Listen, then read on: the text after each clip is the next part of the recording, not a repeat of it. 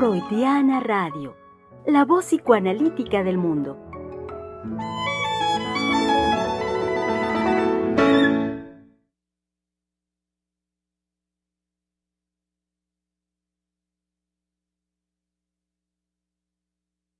Ya. Bien. Ok, bueno, pues continuamos en lo que nos quedamos, que estaba yo comentándoles algo que recientemente ocurrió con una paciente que yo le dije que escuchara los programas, que me parecía algo conveniente, dadas algunas situaciones de su análisis. Ella está estudiando Derecho y pasó algo muy peculiar cuando escucha los programas, pues de los primeros programas que escucha fue un programa en donde estuvimos hablando de el presidente, de López Obrador, y pues eso le resultó algo que la intrigó. Por supuesto tiene que ver con la idea que ella tiene en relación a la política y cómo les manejan ciertas cuestiones políticas en la Facultad de Derecho, que no es cualquier cosa, la Facultad de Derecho de la UNAM, y sobre todo la Facultad de Derecho de la UNAM, que está en Ciudad Universitaria, que ahí es, digamos, de las facultades de Derecho, la más importante. Entonces dijo, híjole, bueno, a ver en dónde los ubico, ¿no? Y siguió escuchando los programas y empezó a tener una serie de reflexiones con el discurso, que era algo que le llamaba muchísimo la atención, porque no es un discurso que se escuche frecuentemente, más bien es un discurso que no se escucha en ningún lado. Entonces me decía que del gusto, de lo que ella podía reflexionar, de lo que iba pensando con los programas, pues lo quiso compartir con una compañera que también está estudiando con ella Derecho, y pues dio la casualidad que justo era un programa, de estos programas en donde hemos estado hablando de la homofobia y en donde el discurso de la doctora Silvia es contundente. Entonces, escuchando el programa, su amiga, pues reventó, inmediatamente dijo que nosotros teníamos un discurso de odio, que ya no escuchara estos programas, que había otros autores y otros libros en los que ella podía investigar y tener un conocimiento de los discursos de género, del feminismo, de toda esta cuestión de la inclusión de los transexuales, y bueno, le dio bibliografía, pero todo esto fueron 2 horas de que esta chica habló en una alteración evidente, ¿sí? Tratando de convencerla de por qué no tenía que escuchar esto y por qué tenía que escuchar a los otros que sí son buenos, que sí saben, que sí están del lado de la homosexualidad y de todos estos movimientos y de los discursos de género, ¿sí? Y por qué ella tenía que dejar de escucharnos a nosotros. Entonces, mi paciente me decía que a ella, pues, le llamó muchísimo la atención la reacción, ¿no? Y primero dijo, bueno, a lo mejor no me tengo que juntar con este tipo de gente que no soporta el discurso, ¿no? Y después me hizo una observación y me dijo, lo que pienso es que la gente no está lista para escucharlos. Sí. Y me dice, es un discurso muy fuerte, y hacen unas puntualizaciones, ¿sí? Que a uno lo llevan a reflexionar y a pensar y estar todo el tiempo, pues cavilando ciertas cosas en relación a lo que ustedes van señalando. Entonces, a ella la movilizó muchísimo los programas que escuchó, y me decía que esto la ha llevado a pensar en hacer un trabajo de tesis en donde incluir algunas cosas de lo que ella ha escuchado. Entonces, esto yo se lo comentaba a la doctora como un efecto de lo que nuestros programas provocan, y que a mí me parece extraordinario. En los dos casos, tanto en el caso de mi paciente como en el caso de esta chica, que al escuchar el discurso revienta, ¿no? Y que inclusive ella misma no sabe por qué, ¿sí? La doctora Silvia me decía, bueno, es que en ese momento ella tocó el vacío y se vació, y en ese momento era tratar de llenar ese vacío que ella tocó con este discurso, y de esta forma, ¿no? En una desesperación. Y por el otro lado, por el lado de mi paciente, pues sí, es realmente un efecto en donde a ella la puede ubicar en algo que para ella no había sido posible pensar, pero que sabe que hay algo de verdad en lo que está escuchando. Y que eso me pareció extraordinario porque es un efecto que yo no he visto que ninguna terapia provoque, ¿sí? Y bueno, nosotros no damos terapia por radio, es simplemente, ¿sí? Programas en donde hablamos de la vida cotidiana desde una vivencia, ¿sí? Por supuesto con un fundamento psicoanalítico, pero es más que suficiente para poder tocar al sujeto en lo más íntimo y que haya un efecto de eso. Totalmente, porque lo que decíamos ahora con Valeria, cuando perdimos La ¿cómo se? transición. La transmisión, es que mientras la ley no considere, como de hecho la considera, la ley manea justamente toda la parte no educable del sujeto, toda la parte creativa de los seres humanos, en donde la creatividad responde siempre a las cosas propuestas. El ser humano toma de la vida y no toma todo, toma lo que le conviene tomar y lo manipula como si fuera plastilina y hace una creación. Eso inmediatamente responde a discursos acartonados, porque nunca se va a pegar lo que es auténtico en el sujeto, que tiene que ver con este quehacer de cómo el sujeto mismo interpreta lo que le viene de afuera para sí.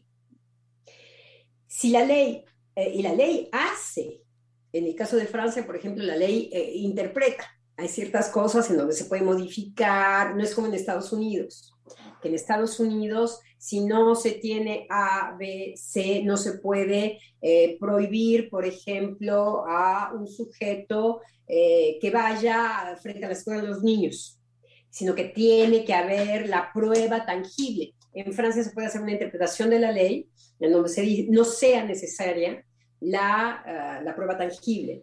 Bueno, entonces, la ley hasta ahora ha considerado ciertas cosas que efectivamente dan cuenta de que el ser humano va más allá de lo que pretende la ley. Si pretendemos enunciar una ley en donde se prohíba una manifestación, por ejemplo, de transgresión humana, entonces la ley se convierte en imposición.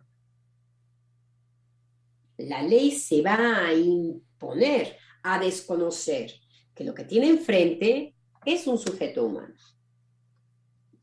En el momento en que la ley es imposición, necesariamente se inclina hacia una moral o hacia otra.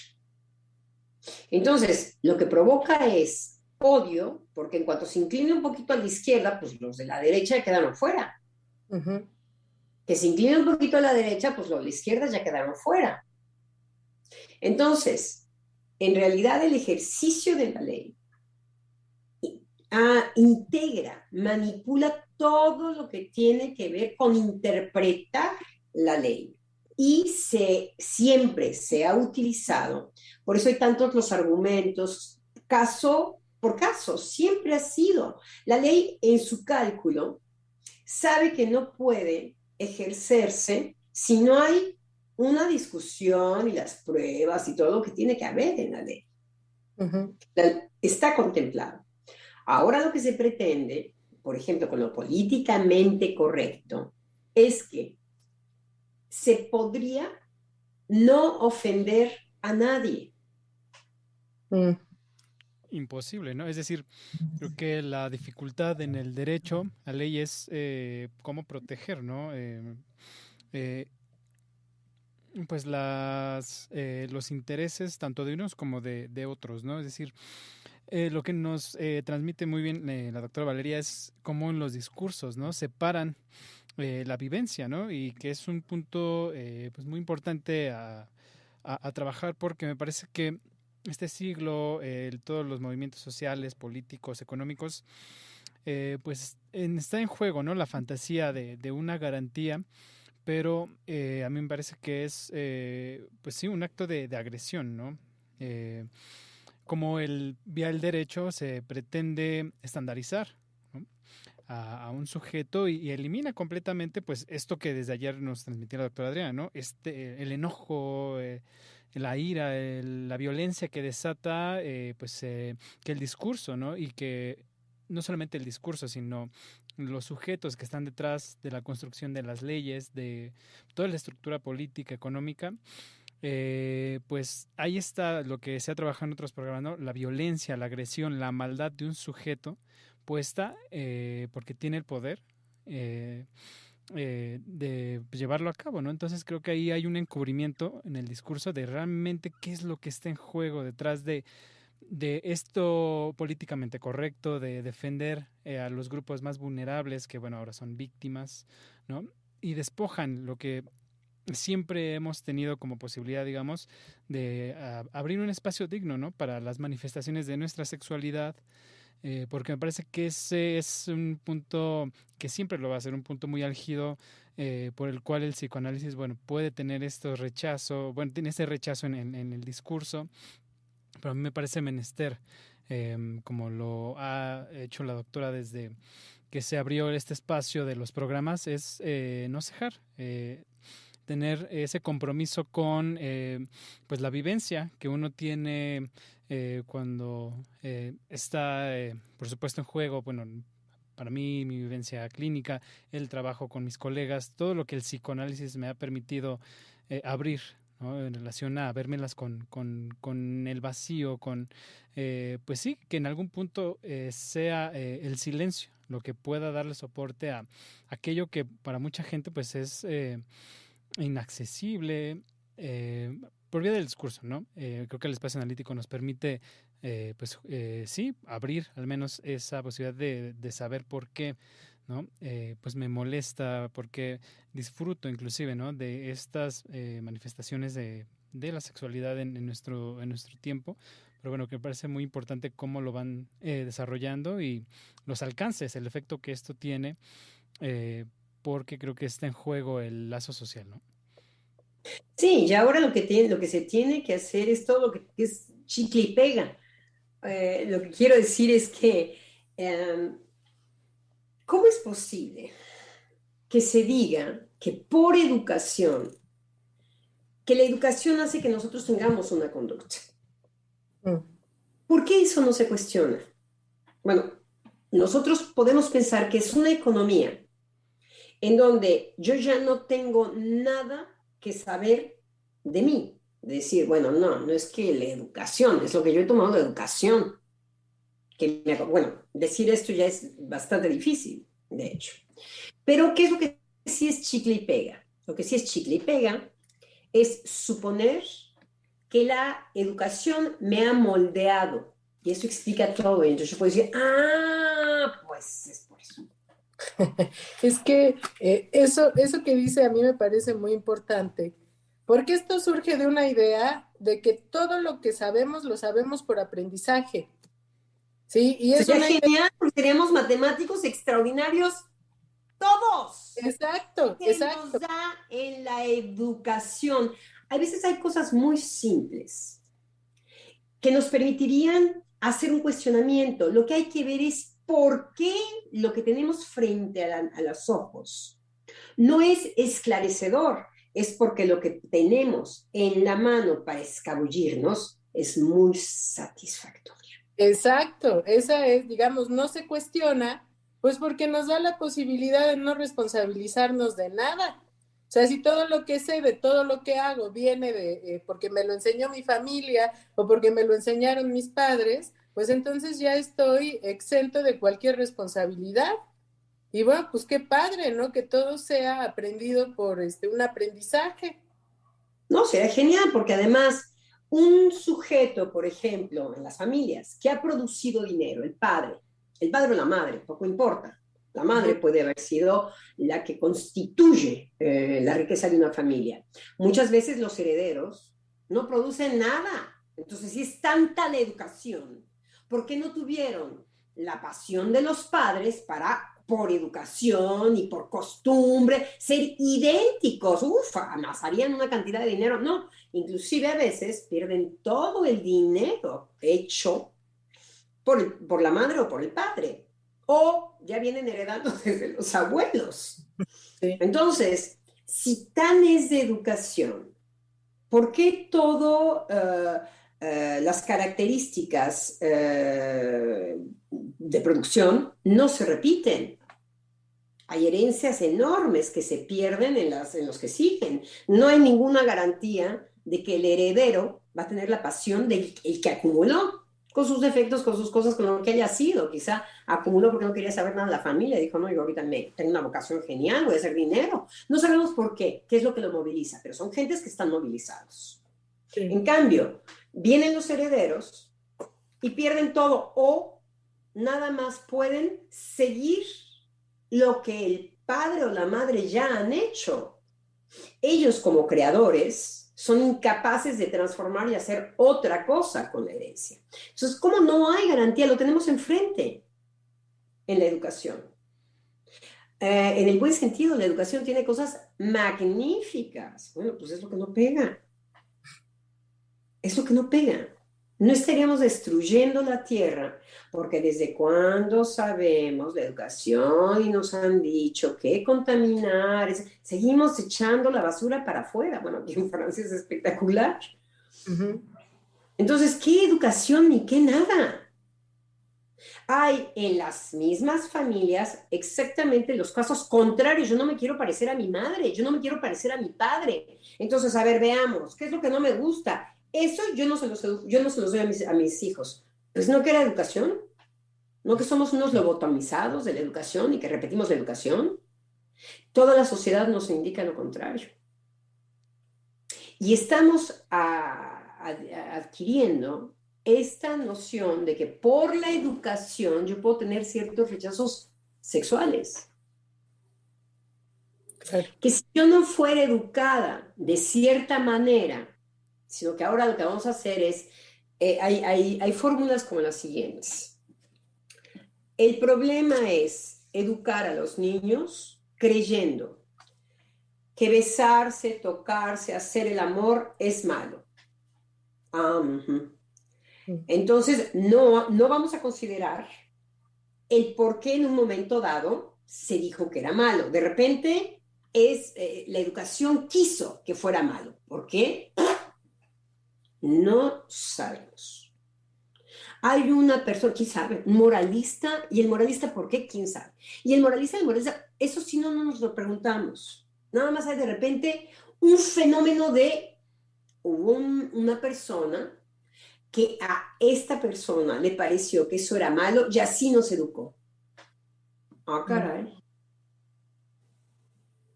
Entonces, bueno, es muy fácil. Lo que hay que hacer es, por ejemplo, encuerarnos todos. Eso es algo que podemos hacer. Todos nos encueramos y veremos cómo esto va a pacificar totalmente la referencia al cuerpo, la tarín, esas son las apuestas. Y en realidad, cuando hay un tipo de apuesta de esto, es cómo pueden estipular que no es educación que todos nos encueremos. Parece educativo también. Lo mismo que están criticando, establecen muy rápidamente una educación del sujeto, un políticamente correcto. Te voy a educar a hablar. Entonces, bueno, entonces se puede decir que es la buena educación. Y ahí venimos con la parroquia. La buena educación es lo inclusivo, en donde lo basan. Si hubo lo no inclusivo y lo están pisoteando sin ni siquiera darle el lugar que lo puso en un lazo social. lo no inclusivo, yo no soporto que este sujeto venga y me toque. No, bueno, pero eso es educación, mira, hay que ser inclusivo, para él es pura educación el rechazo del cuerpo y de tarararararara. Tenemos muchas veces elementos muy simples que nos indican que la educación, si algo tiene, es límites. Claro. Claro, y el límite está precisamente en la manifestación de lo psíquico. Me hace pensar en algo que estuve viendo últimamente en un video en relación a lo inclusivo, cómo entrevistan a una mujer que dice que es lobo. Entonces, pues es una especie de reportaje. Lo que dicen es que seguir estos parámetros de lo inclusivo quiere decir que uno tiene que tratarla como lobo, decirle cómo quiere ser llamada, ¿no? Pues supongo que uno le va a aullar o alguna cuestión así. Entonces, que cuando ella plantea que ella es lobo y que quiere ser llamada de tal manera como sea, el otro, para que sea incluyente, tiene que referirse a ella como ella quiere que uno se refiera a ella. Entonces yo lo pensé y bueno, a mí me dio risa, pero dije, para mí sería imposible. O sea, no podría referirme a ella de esa manera. Yo creo que preferiría mantenerme en un silencio como una respuesta mía, porque no podría Porque se haber... está imponiendo ella, Valeria. Uh-huh. Ella se está imponiendo a ti. Exacto. Quiero decir, cuando nosotros hablamos aquí, nosotros tres estamos hablando aquí, yo no te digo, oye Valeria, pero no me hables así. Te voy a decir cómo me hablas. Por favor, utiliza tonos graves, ¿ok? Porque si no a mí me afecta tu voz, me afecta. Entonces, vayámonos hablando como yo te voy indicando, ¿ok? Para que me puedas incluir a mí con toda mi sensibilidad, te voy a decir desde dónde me puedes hablar. Y tú vas a decir, cómo no, Adriana? Mira, yo también te voy a decir, mira, para que tú me incluyas a mí, Adriana, te vas a quedar callada. Porque entonces yo, que soy más tímida, voy a poder hablar y me vas a poder, ok. Y entonces Eduardo va a decir, oigan, chicas, y bueno, entonces es imponerse el uno al otro. No es exactamente lo contrario, que no nos imponemos y nos podemos sufrir. Eso Claro. sí, quiero decir que cuando nosotros nos hablamos, vamos a hacer efectivamente, nos vamos a retirar un poco nosotros. Lo que no vamos a hacer es pretender que el otro sea incluyente Uh-huh. de lo mío. Sí.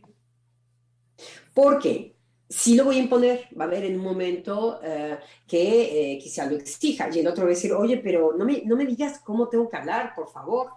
O me hará indicaciones de que no hay armonía entre nosotros. Y con eso vamos a tener que componer. Pero con que la coordenada sea que efectivamente es difícil hablarse, creo que es posible. Claro, Y que pero no está en las garantías de la inclusión. Eso exacto. es exactamente una nueva imposición. Porque, ¿cómo se le puede imponer a una persona que te pongas a aullar? No, Es pero terriblemente violento para... exacto, eso. La respuesta ante una imposición, ¿sí? Puede ser desde mandar al diablo al otro, ¿sí? Hasta llevar a cabo un acto violento. Pero creo que lo importante es tomar en cuenta que es una imposición.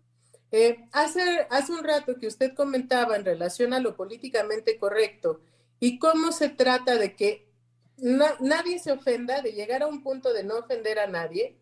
Creo que yo no he visto nunca, como ahora, dadas las redes sociales y todas estas formas de comunicación, el odio más activo que a partir de que está la imposición de lo políticamente correcto. Todos los días, en todas las conversaciones, hay comentarios muy, pero muy agresivos en relación a estas imposiciones que ahora se hacen. Y me parece que eso es una expresión de la actualidad. El odio activo constantemente ¿sí? Por medio de las redes sociales, que ahora eso está permitido.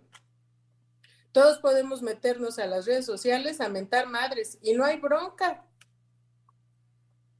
¿sí? Entonces, hay esa producción de violencia que creo que viene desde esta imposición, tanto de lo políticamente correcto como desde estas reglas de lo incluyente y en algún momento también hablamos de la empatía, que ahora también es una regla ser empático.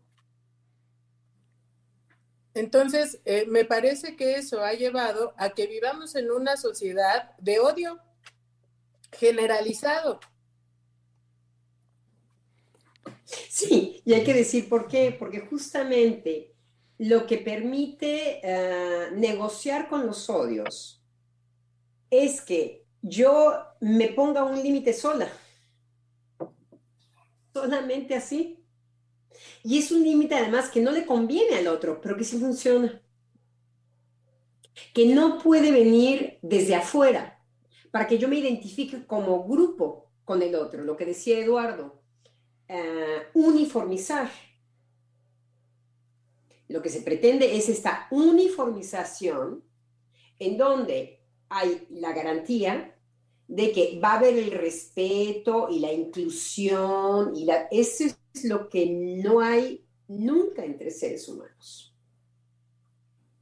Es lo que no hay. Ahora, no es lo que nos hace violentos, es con lo que componemos todos hacemos una composición. Cuando digo componemos, hacemos un compromiso todos los días.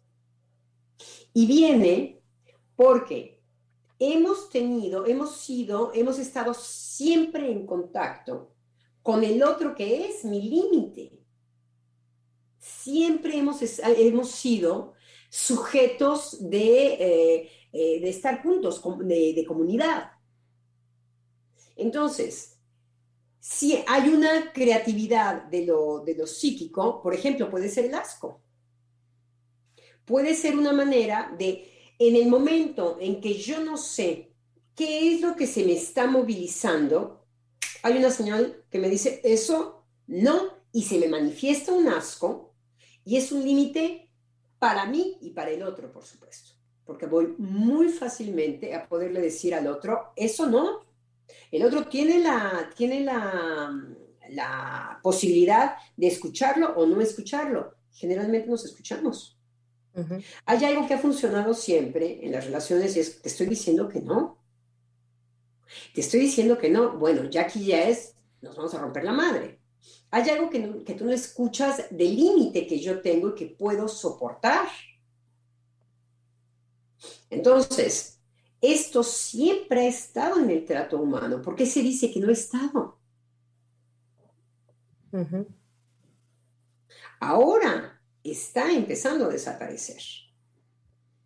¿Por qué? Porque se van a hacer grupos herméticos en donde se van a hablar unos como leones, los otros como lobos, y los que quieran sí, los que no quieran no. Entonces, va a ser una ficción absolutamente falsa de lo que no es posible y que vamos a estar cada vez más fragmentados y más alejados los unos y los otros. Eso es la guerra.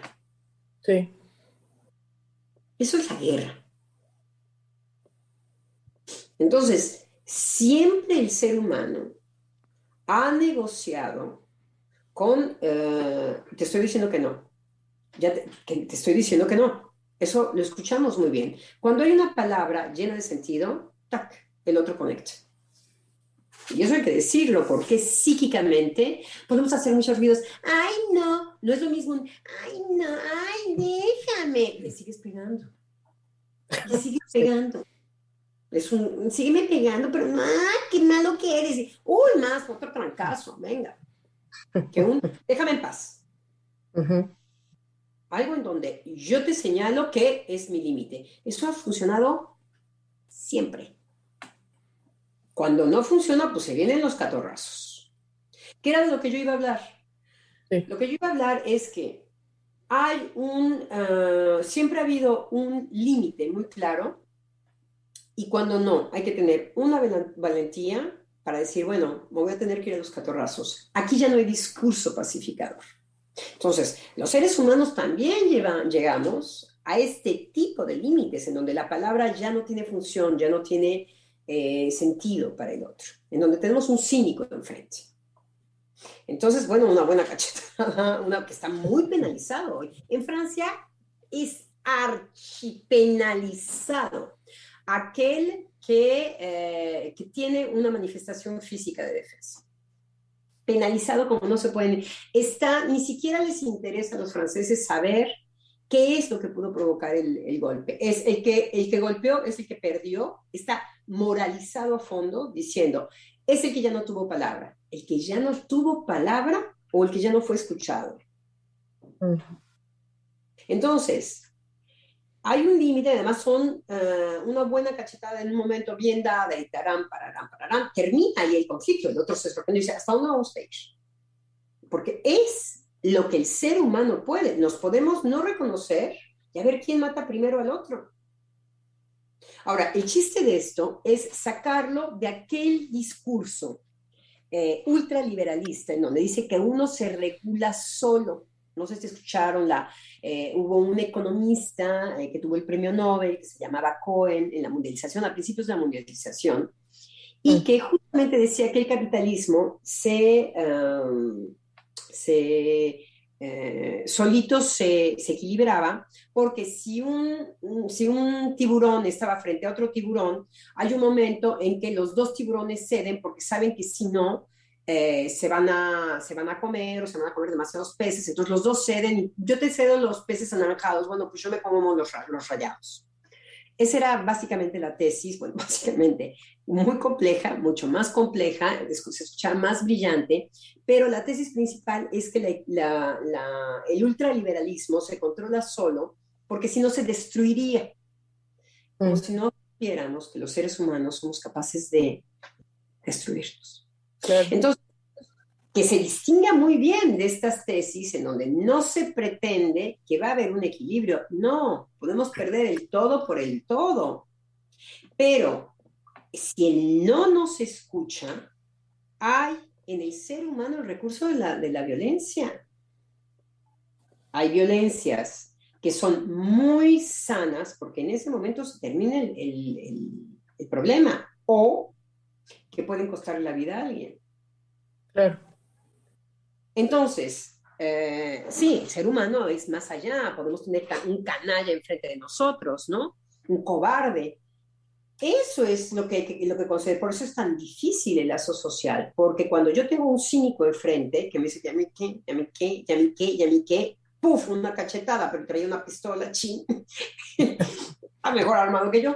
Pero en el sentido de que ha funcionado en los seres humanos, cuando la palabra es plena, cuando de verdad va un mensaje de límite al otro, el otro lo escucha, el otro sabe que hasta ahí. Claro, es decir, uno nunca está a merced, ¿no? del otro, de su discurso, de sus formas de satisfacción, de su perversión finalmente, ¿no? Y cómo la postura ética es poder sostenerse, ¿no? Más allá de lo políticamente correcto, del discurso de este hombre guiado por la razón, es, bueno, sí, un recurso de los sujetos que siempre ha sido así, ¿no? Estabilizador y salvatorio en algunos casos, ¿no? El poder ponerle un alto al otro me parece que es algo que siempre es muy difícil de poder tratar porque requiere ese compromiso, ese sostenimiento de un sujeto por esa vía ética, ¿no? Y que esa es una construcción que no es fácil porque, bueno, es caso por caso, pero me parece que cuando ustedes comentaban sobre los casos y me llevaron a pensar cómo desde los discursos a un sujeto pues basta con cuestionarlo, pues no desde el saber, sino desde sus afectos, ¿no? Es decir, en estos movimientos LGTB, la doctora, recuerdo que nos compartía uno de sus casos cuando escuchaba a un chico, ¿no? Y le preguntaba, bueno, de manera general, bueno, ¿y cuál es el espacio para el amor en su vida, ¿no? Y ahí silencio, ¿no? ¿no? Entonces cuando uno realmente se puede integrar a un otro, le da cabida no desde el discurso, sino de realmente que está en juego de sus afectos que sabemos, bueno, que son encubridores, pues todo discurso, toda educación, ¿no? Como una imposibilidad, por supuesto, ya lo decía Freud, ¿no? Creo que nos lleva justamente si esta postura ética, decir, bueno, pues no lo sé, ¿no? En el mejor de los casos, de lo contrario, bueno, pues siempre es una defensa, siempre es, no, pues, como nos lo decía, ¿no? No escuchen a estos psicoanalistas, no, pues lo que no quiero es saber, pues cómo está en juego mi violencia, ¿no? Como lo estamos trabajando, ¿no? Entonces yo creo que es muy importante todo esto que realmente se habla con esta frescura, ¿no? Sin moralizar, pues lo que me parece está dentro de la constitución de los seres humanos. Sí, la violencia es interesante lo que dice Eduardo porque le dio otra vuelta a la violencia, también la satisfacción de la violencia. Bueno, la satisfacción de la violencia puede consistir justamente en poder controlar que tú hables como yo quiero que hables. Eso es violento. Porque te quito a ti toda la posibilidad de tu poesía, de tu metáfora, de tu relación al lenguaje. No hay nada más agresivo que eso. Las conquistas siempre entran por el lenguaje. Es terriblemente violento tener una lengua y que te impongan otra en tu propio país. Ahí verdaderamente es frac. Bueno, lo políticamente correcto se mete en esas coordenadas. Sí. Entonces, si no es una imposición, si no es un nuevo amo que nos está diciendo cómo ellos son civilizados, pues más que nosotros finalmente, en donde ellos dicen que lo inclusivo es, quién sabe qué, la paz del mundo, probablemente, con los mismos resortes de la educación tradicional, te voy a prohibir esto, igualito que cualquier escuela tradicional. Entonces, lo que nos preocupa es cómo la gente se adhiere a esto. Cómo la gente no es capaz de decir, bueno, si la educación fuera tan efectivamente, me hiciera esclavo de ella, ¿por qué no soy un extraordinario matemático? Me estuvieron machacando toda la primaria, man. Con educación, yo soy un burro en mate. Pues, no que la educación es todopoderosa. Sí, mi padre produjo dinero y yo soy incapaz de hacerlo. Al contrario, odio a mi padre y si puedo echarme el dinero de mi padre, me lo voy a echar. En cuanto se muera y me llegue a mí, mira papá lo que hago con tu dinero. Aquí se acabó. Pues no que era igual que el papá, por educación y por la familia y los mismos valores y quién sabe qué. No hay la familia racista que siempre sale uno con, la familia racista odia, digamos, que a los pelirrojos. Son los negritos odian a los blancos, sale el negrito con una blanca. No que la educación, no que la educación, no que la educación nos lobotomice y seguimos así el patroncito. Ah, pues capaz son sujetos de excepción. O sea, sí. Pero entonces la educación no es lo que nos garantiza nada con respecto a nuestros quehaceres psíquicos. Claro. Claro, y creo que llega de nuevo un punto de la línea que nos daba la doctora, de cómo es el psicoanálisis el único que toma en cuenta lo psíquico, pero el valor que eso tiene, la trascendencia que eso tiene, sobre todo tomando en cuenta el psicoanálisis como el único discurso que introduce lo psíquico y lo subjetivo en toda esta digamos, pues bola de nieve que hay actualmente de todos los discursos que existen y que no hacen una diferencia en relación a esto del aprendizaje, en relación a normas y reglas que debemos de seguir como un deber ser, ¿sí? Que es verdaderamente aplastante y que eso tiene consecuencias que ya las estamos viviendo actualmente. Recuerdo ayer algo que les comentaba nuestro colega Misael, de cómo esta maestra con la que él hablaba no podía asociar que el insomnio podía ser un efecto en ella de haber tenido que pasar por la pandemia. Entonces, yo lo pensaba como, ¿cómo nos desconectamos? ¿sí? Y no podemos llegar a una reflexión de un cuestionamiento propio de por qué me está pasando esto, ¿sí? Y que eso, pues en el psicoanálisis es la práctica cotidiana, ¿sí? Con Sí, ¿no? nosotros mismos. Uh-huh. Claro. Sí, sí, cómo nos desconectamos, estaba pensando, y cómo el psicoanálisis, bueno, Freudcito que nos lanza, bueno, imposible educar, imposible gobernar, imposible es educar, gobernar y Y psicoanalizar. psicoanalizar. Imposible. Entonces, es una especie de vértigo en lo que, ¿qué es lo que nos dice? Es que siempre componemos con eso, porque es imposible. Es lo que sabemos hacer. Lo que sabemos hacer es que lo imposible lo podemos pacificar, lo se echa a perder y luego va de nuevo. Pero que la imposición, el problema con las imposiciones es que intensifica y anula el sujeto. Lo que decía la doctora en el texto que nos leyó Valeria, que lo natural de mi defensa, que tiene que ver con mi propio, con mis intuiciones de en dónde yo puedo ser seducida. Esos son nuestros límites. En realidad, lo psíquico se pone a trabajar de volada para decir, es que yo estoy muy atraída hacia esto.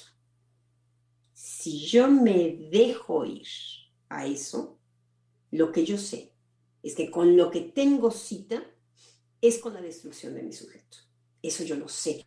Es la angustia. Es, no me acerco, pero porque me atrae un montón. Entonces, si ahora de lo que se trata es que todo este resorte psíquico que me pone un límite a mí, me están seduciendo para decir, no, derríbalo, sabemos que las consecuencias son fatales, Uh-huh. porque es lo que constituye el sujeto en sí, para sí, para sí. El sujeto, como decía Eduardo, queda seducido de una manera muy particular y sin defensa, inmediatamente extraviado. Inmediatamente, porque ahí sí expresa de lo que él mismo va a hacer en función de la pulsión de muerte, por ejemplo. Entonces ahí sí es, hagamos pedazos la tierra. Uh-huh. Hagamos pedazos nosotros, por supuesto. Y todo lo que tiene que ver este interés de lo mórbido. Es en donde lo psíquico trabaja, y por supuesto que se manifiesta en lo sexual. Ay, no, guácala. Por eso le dan una maroma y dicen, claro, muchos homofóbicos lo que quieren es coger con hombre, probablemente, por eso lo rechazan. ¿Cuál es el problema? Si ellos mismos saben, en eso se desorganizarían.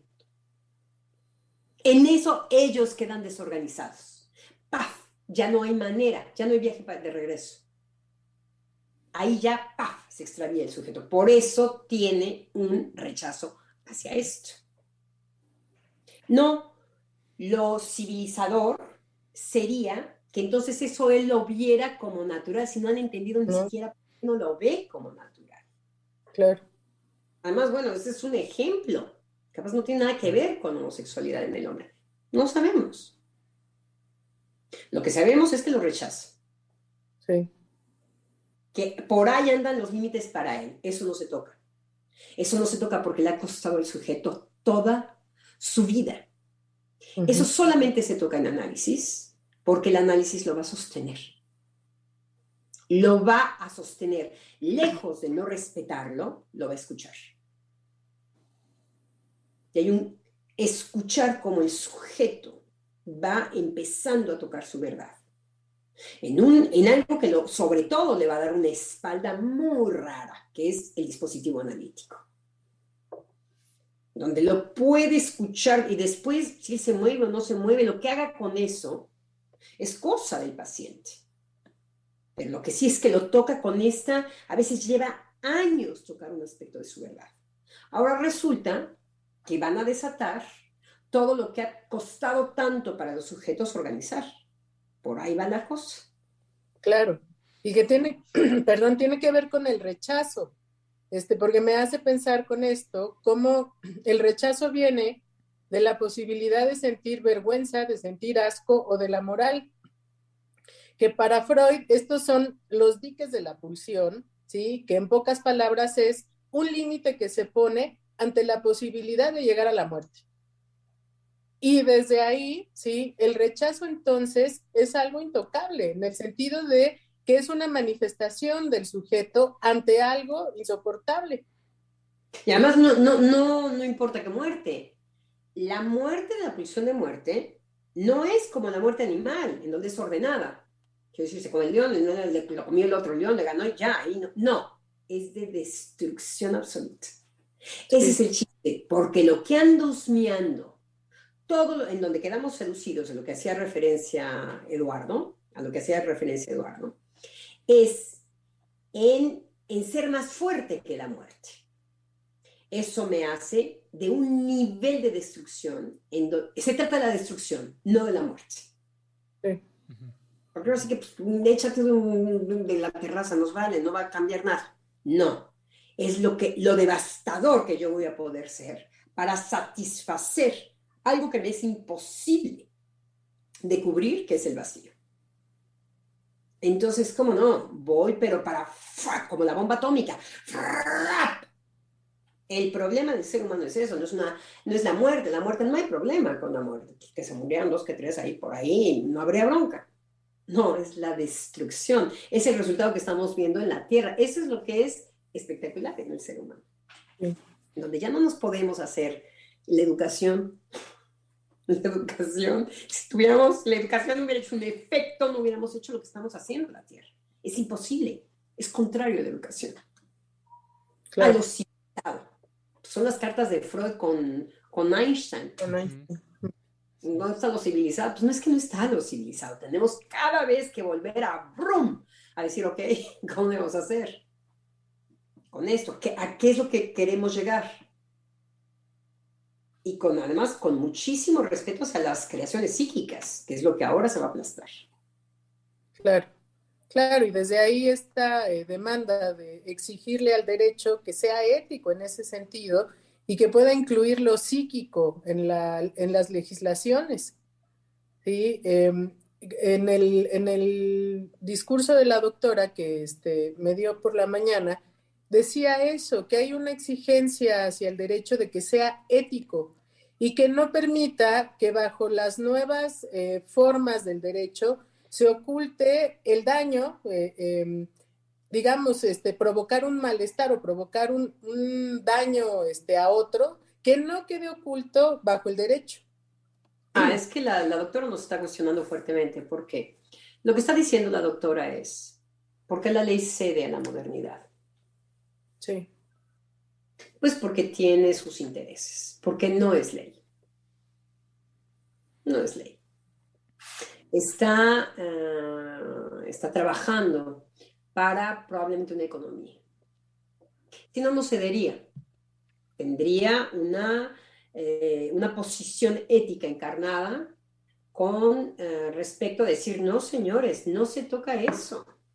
Si los límites no son no para la ley, no, cede, pero por el mercado.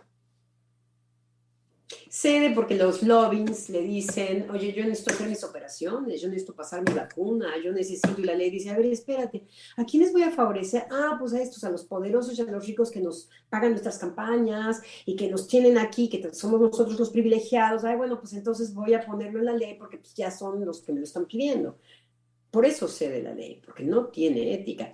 Hasta ahorita me sonó, cuando lo volviste a repetir, afortunadamente, Valeria, que efectivamente tenemos no es una ley, tenemos unas gentes ahí trabajando para ciertos intereses en donde van arrasando, como los que les decía, les vale.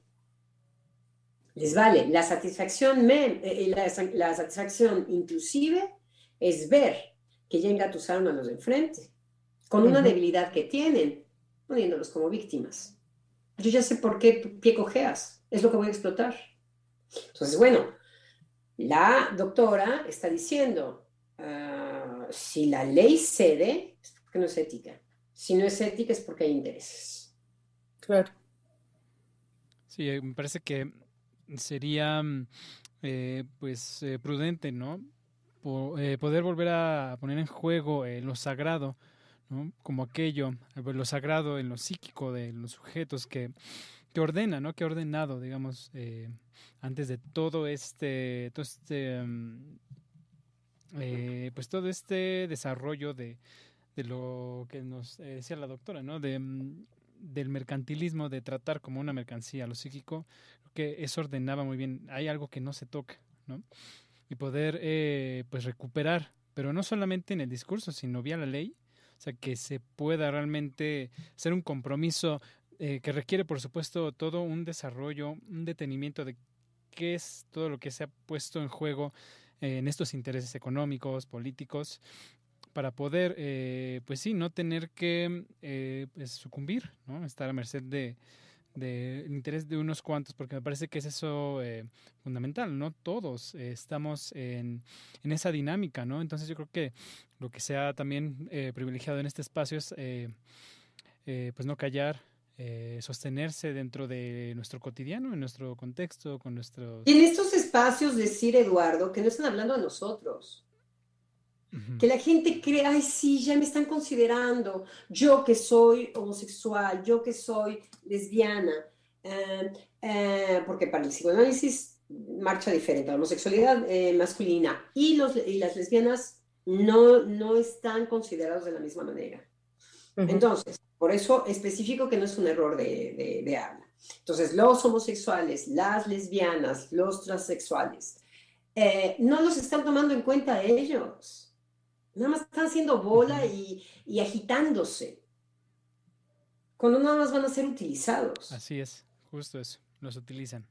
Entonces, lo que es penoso es creer que ellos se identifican como protegidos y como por fin escuchados. No, más utilizados que nunca. Porque lo que no van a decir es el sufrimiento que esto destapa después de que dizque los escucharon y dizque eso no van a decir, no van a seguir. Es como en las películas hollywoodienses, se acaba ahí y uno dice, "Ujú", y vivieron felices para siempre. Ujú, ujú. Ahí estamos. Entonces, y el ser humano es tan chafa a veces que prefiere exponer una cara feliz en vez de decir, no, yo me la paso fatal. Ujú. O sea, sin falla. Al ser humano le dice, bueno, ahora ya vas a poder sonreír. Ay, sí, yo sí voy a adherir a eso. Y entonces, mira, el coche, el perro, en mi época era eso, ¿no? Era, es muy lindo. Ya no se usa. Ahora voy a decir, sí, yo tengo 3 sexos, ya además me acuesto con 4, ya además, ay, soy súper feliz. Y lo van a ir afichando. Las mujeres que dicen, ay, sí, irse madre es una friega, pinche escuincle, quítate de aquí, pero te quiero. Ujú. Eso es lo que están haciendo los... Porque ¿qué es lo que están diciendo? No te hagas. A ver, sigue hablando un poquito. Veamos si se sostiene lo que estás diciendo. No se sostiene. Eso es pura fasada. Eso es pura fasada. Eso nada más lo haces así, ¡fup! Y se cae. Ujú. Ah, Tenemos algunos perdón. comentarios de nuestros radioescuchas. Ya estamos llegando al final del programa, aviso. Entonces, tenemos Paco Pacheco nos dice saludos cordiales y hay otro comentario de Sonia Vargas que dice, y ni siquiera es un ideal de educación que tenga un propósito de formación, sino solo se pretende la repetición de discursos a manera de instrucción. Y después la misma Sonia Vargas nos escribe, gracias por el programa, qué alegría escucharlos y sí, es impactante y trascendente. Sí, bueno, Sonia, qué padre lo que dice, exacto. Bueno, yo estoy totalmente de acuerdo con ella. Sí. Efectivamente, ni siquiera es una instrucción, totalmente, Ujú. totalmente, ya ni siquiera los aspectos, pues de alguna manera idealistas de la educación, ¿no? Unas cosas muy idealistas que a veces el ideal está lleno de un elevarse, no, ya ni siquiera eso, ya la educación además es opresiva. Uh-huh. Sí, es convertir a todos los sujetos en dóciles. Exacto. Uy, bien dicho, qué horror. Ujú. Sí, a mí se me ocurría que o sea, la violencia estaría en ceder, ¿no? A eso que el sujeto, como usted lo dice, doctora Adriana, que está enmascarado, aunque sí hay por supuesto, un malestar, un sentir. Yo recuerdo muy bien lo que se ha trabajado en relación a los niños que demandan, ¿no? Por una incomodidad en su cuerpo, por un conflicto, eh, el cambio de sexo, o sea, que todos estos dispositivos, todos los mecanismos que estén involucrados, desde, por supuesto, los intereses económicos, de los médicos que practican las cirugías, de los terapeutas y que, bueno, pues que van a, de alguna manera, a cargar con pues los efectos, ¿no? O a preparar en algunos Bueno, ahí hay casos, una de ¿no? las grandes O sea, mascaradas. Los ujú, niños nunca piden un cambio de sexo. Yo no No. sé qué niños sí. escuchan. Yo, unos niños pueden decir, yo quiero ser niña, quiero ser niña. Ujú, Yo quiero ser niño. Nunca dicen, córtame la vagina y hazme un pene.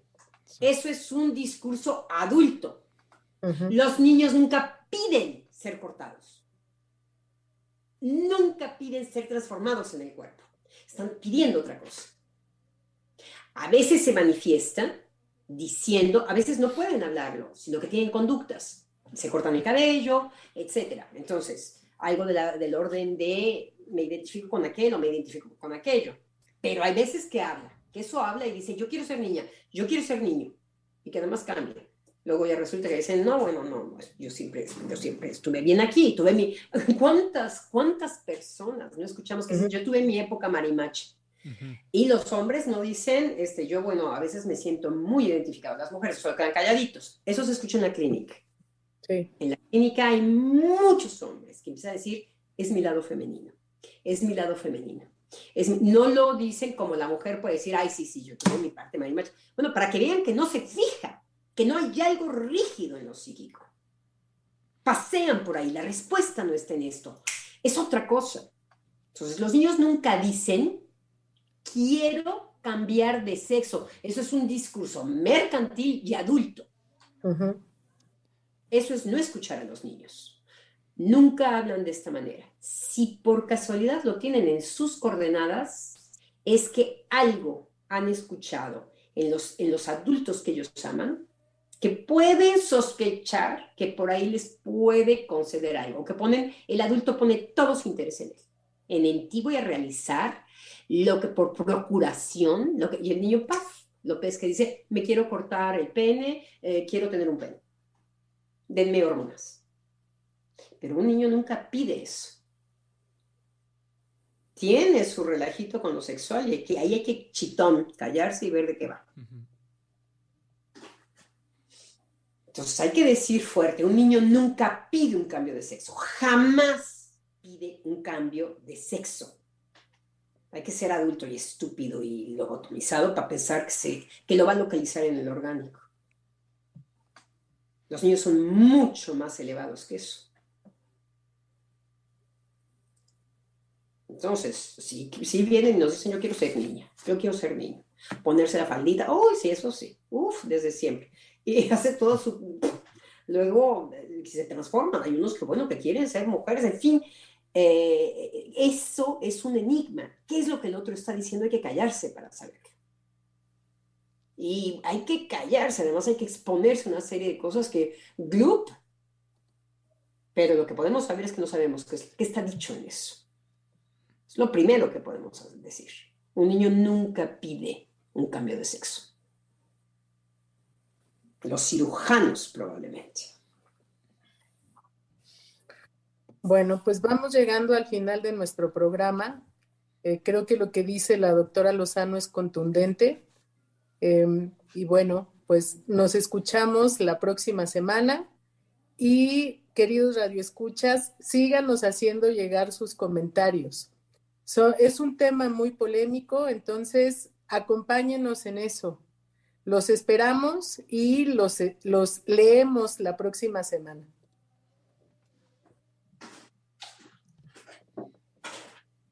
A los radioescuchas, muchos besos.